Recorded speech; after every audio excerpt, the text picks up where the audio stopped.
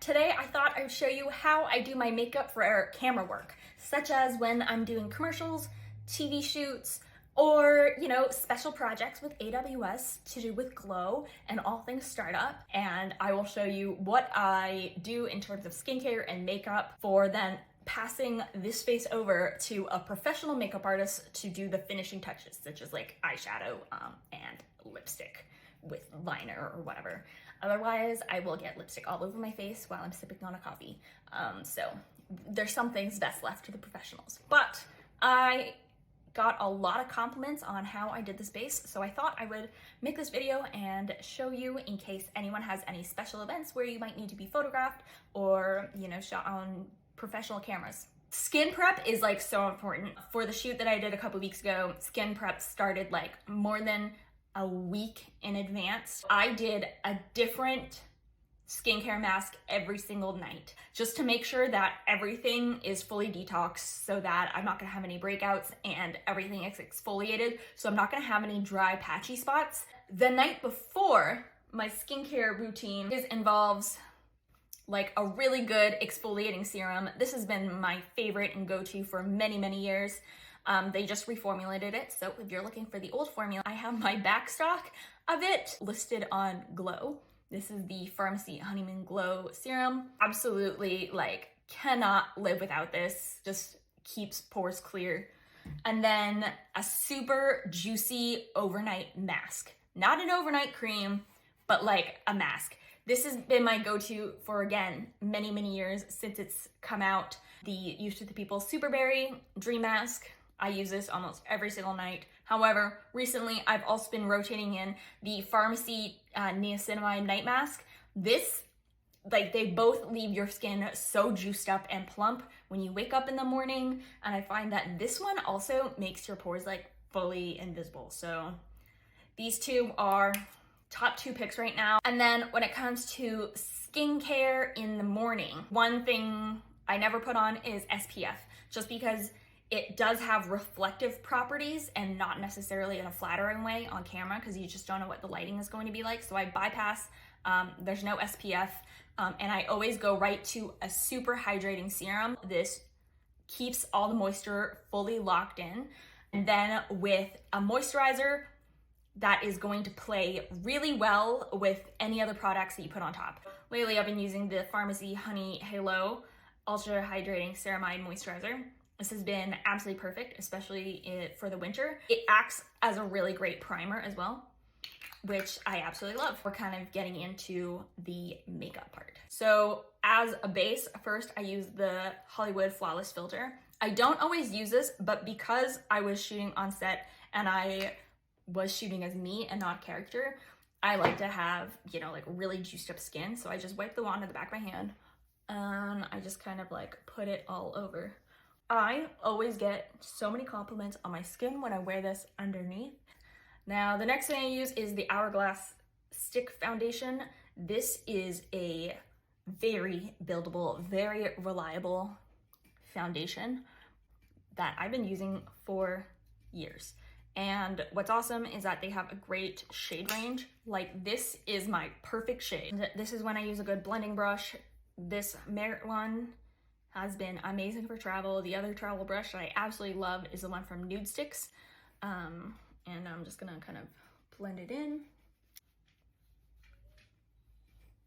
Yeah, so I just top off with extra.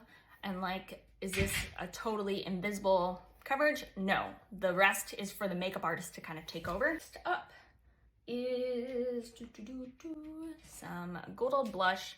My go-to is the Charlotte Tilbury Pillow Talk. It has some shimmer in it. So something that also I will avoid is using a lot of highlighter. So just because usually the makeup artist knows best how light is going to work on set. So that's why I go for basically just a base. I don't overdo it in any sense. And then I show up. And then this blush I find gives a very natural flush for me with just enough built-in shimmer for a nice glow.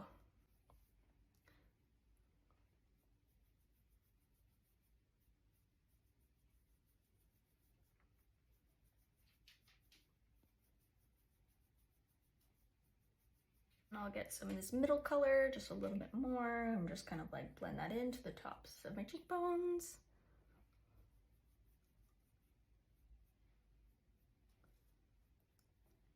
And that's pretty much it. And then moving on to brows. So generally, I will use a brow gel, the one I use every single day, the Glossier Boy Brow, and let the makeup artist kind of like fill in any other kind of more sparse spots. And I usually do that with like another brow gel or eyeshadow. And very rarely do I find makeup artists use brow pencils. So the thing about brows is that I don't usually fill mine in like too much. I always put a little bit more than I usually would, just because with all the big lights, you can kind of just get fully washed out. My newest mascara obsession, I'm very loyal to my mascaras for many years at a time, but the Victoria Beckham Vast Lash. This competes with those teeny tiny little falsies that I have learned I don't like to use because they kind of rip out my real lashes, and those take a lot of work to grow. I'll do it right in front of the camera. Do you see how well that builds up? Like, and continue to build it up and it doesn't clump. It's tubing and it comes off so easily with warm water, which I love. And voila, that's it. It's like not that many products, very skin heavy. And then I don't put on any lipsticks. I usually just use a super moisturizing gloss that kind of acts like a lip balm so that it's easy to wipe off. And then the makeup artist can do whatever lip look they want. I also let them do eyeshadow because I'm terrible at it. Eyeshadow for me is something I stick my finger in, swipe, that's it. For anything more complicated than that, I leave it to the professionals, and there we have it. This is also how I did my hair. It's just with the Dyson Airwrap the night before, because I find it kind of like falls out. It gives a very natural texture. It's not super curly, not super wavy. I will shower, because usually for multi-day shoots, like they put so much product in your hair, so showering at night, first of all, better for your skin and gets you kind of your body ready for sleep. And then just use the Airwrap attachment to curl and dry everything, and I don't pin it up or anything. I just sleep and wake up like this and then just do like a quick finger comb, and then this gets my hair super prepped. And of course, I'm using all California Naturals products for my hair because it is my latest obsession. And of course I travel with it, and if I didn't travel with it, I will hunt it down in a Target. So those are all my go-to products for when I need super juiced up skin and a very natural full coverage makeup look for anything to do with on camera.